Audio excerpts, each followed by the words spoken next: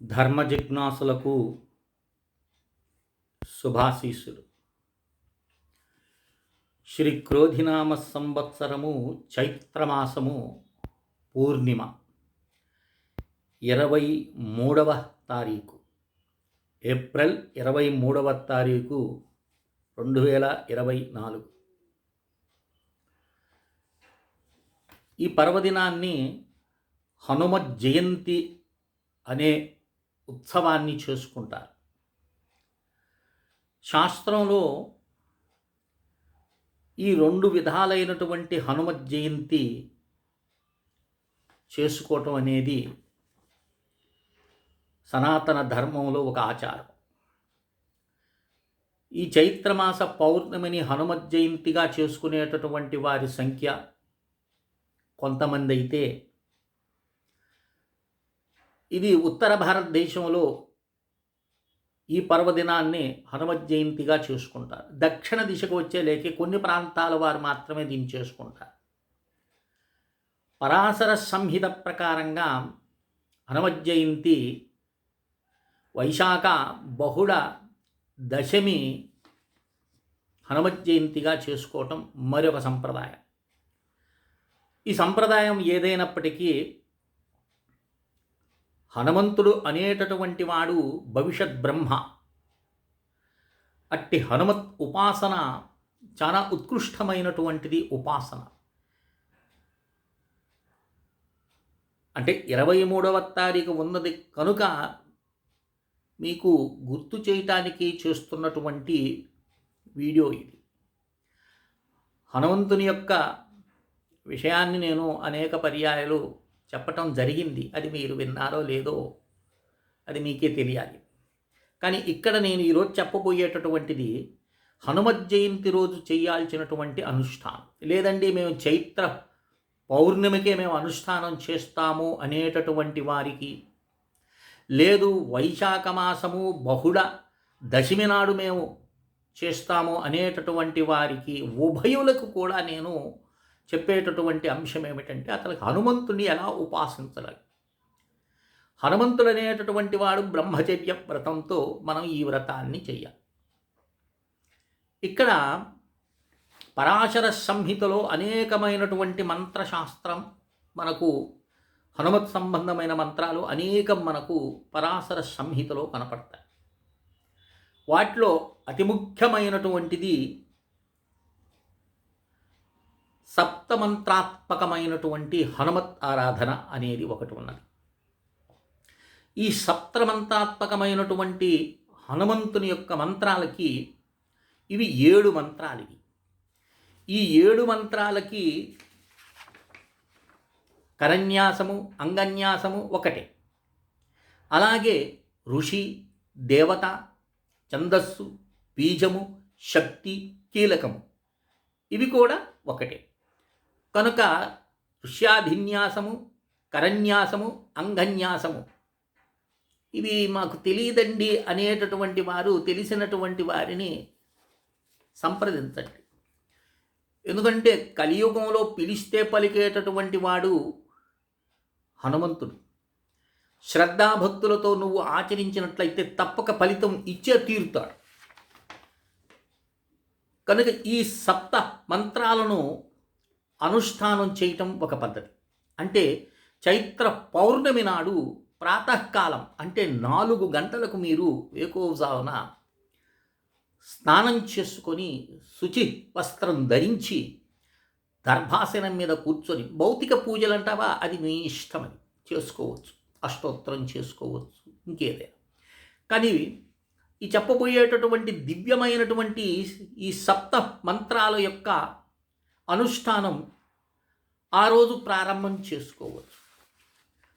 లేదు ఆ రోజు నుండి చైత్ర పౌర్ణమి నుండి వైశాఖ బహుళ దశమి వరకు ఈ సాధన చేయొచ్చు. హనుమంతుని యొక్క అనుగ్రహం మీకు తప్పక లభిస్తుంది. హనుమంతు అనుగ్రహం అంటే ఏమిటండి? భయం పోతుంది. మనకు భూత ప్రేతాల వల్ల కలిగేటటువంటి భయం ఒక ఎత్తు అయితే, జీవన విధానం ఎలా గడుపుతుంది, ఎలా గడుస్తుందనేది కూడా ఒక భయమే కదండి. నిద్ర లేచింది మొదలు మళ్ళీ నిద్రించేంత వరకు మనం భయంతోనే సాగుతుంది. అప్పులు బాధ కావచ్చు, వాడు వచ్చి అడుగుతాడేమో అదొక భయం, పిల్లలు ఏమైపోతారో అనేటటువంటి ఒక భయము, సంసారం ఎలా నడుస్తుందో అనేటటువంటి భయము. ఇలాంటి భయాలన్నీ మనం కేవలం భయాన్ని తొలగిస్తారు అనుకోగానే ఏదో మాకేం లేవు కదండి, మా మీదేం భూతప్రేత పిశాచాల యొక్క ప్రభావం ఏమి లేదు కండి, మేము ఎందుకో హనుమంతుణ్ణి ఆరాధించాలి అనేటటువంటి అపోహ కొంతమందికి ఉండొచ్చు. కానీ భయం అంటే అవే కాదు, మన నిత్య జీవితంలో అనుక్షణం మనం భయంతోనే గడుపుతూ ఉంటాం.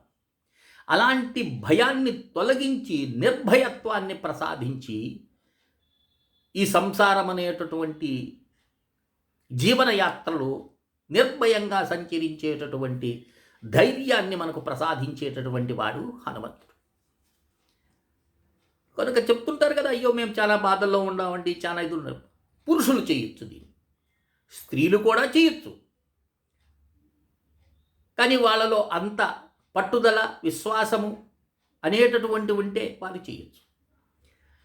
ఇది ఒక అద్భుతమైనటువంటి అనుష్ఠానం మీకు నేను చెప్తున్నాను. ఈ 7 మంత్రాల అనుష్ఠానము ఒక దివ్యమైనటువంటి అనుష్ఠానం. ముందుగా కరన్యాసము అంగన్యాసం చేసి ఇది ఒక్కొక్క మంత్రాన్ని 10,000 సార్లు జపిస్తే సిద్ధిస్తుందని పరాశర మహర్షి చెప్తున్నాడు. ఈ 10,000 అనేటటువంటిది ఇది చిన్న మంత్రాలు, ఇవి పెద్ద మంత్రాలు ఏం కాదు. ఇవి 10,000 చేయొచ్చు మీరు. లేదు మేము 10,000 చేయలేమండి అన్నప్పుడు ఒక్కొక్క మంత్రాన్ని 11 సార్లు కానీ, 27 సార్లు కానీ, 54 సార్లు కానీ, 108 సార్లైనా సరే మీరు చైత్ర పౌర్ణమి నుండి ప్రారంభం చేసుకోవచ్చు. లేదు చైత్ర పౌర్ణమి మేము హనుమత్ ఆరాధన అనేది మేము ఒప్పుకుంటామండి, ఆ రోజే చేస్తాము అన్నటువంటి వారు దివ్యంగా చేసుకోవచ్చు. ఇలా చేసుకున్న తర్వాత కరన్యాస అంగన్యాసాలు చేసిన తర్వాత, జపం పూర్తయిన తర్వాత తిరిగి కరన్యాస అంగన్యాసాలు చేసి దిగ్బంధనం చేసుకుంటారు, దిగ్విమోచన చేస్తారు. అలా చేసేటటువంటిది ఉత్కృష్టమైనటువంటి ఫలితాలు ఇస్తుంది. ఇలా చేసుకో. లేదు అదే మేము చేయలేమండి అనేటటువంటి వారికి అదే సమయం, ఏది చైత్రమాస పౌర్ణమి నుండి వైశాఖ బహుళ దశమి వరకు ప్రతినిత్యము కూడా 11 సార్లు వేకోజామున కానీ, లేదైనా ప్రాతకాలంలో సూర్యోదయ సమయంలో కానీ, సూర్యాస్తమయ సమయంలో కానీ ప్రతినిత్యము 11 సార్లు మీరు హనుమాన్ చాలీసు ఒక దీక్షగా బూని చేసుకోవచ్చు. అది కూడా హనుమంతుని అనుగ్రహం మీకు లభిస్తుంది. ఇక హనుమంతుడి యొక్క సుందర హనుమత్ మంత్రం అనేది ఒకటి, సుందర హనుమత్ స్తోత్రం ఉంది. ఇదో ఒక 5-6 శ్లోకాలు ఉంటాయి. అంటే 27 విశేషమైనటువంటి నామాలు. వీటి వల్ల కూడా సంసార బాధలు తొలగిపోతాయి. ఈ అనుష్ఠానం కూడా అర్థమవుతుందా? ఒకటి 7 మంత్రాలు, లేదంటే హనుమాన్ చాలీసు, దేని ఫలితం దానిది.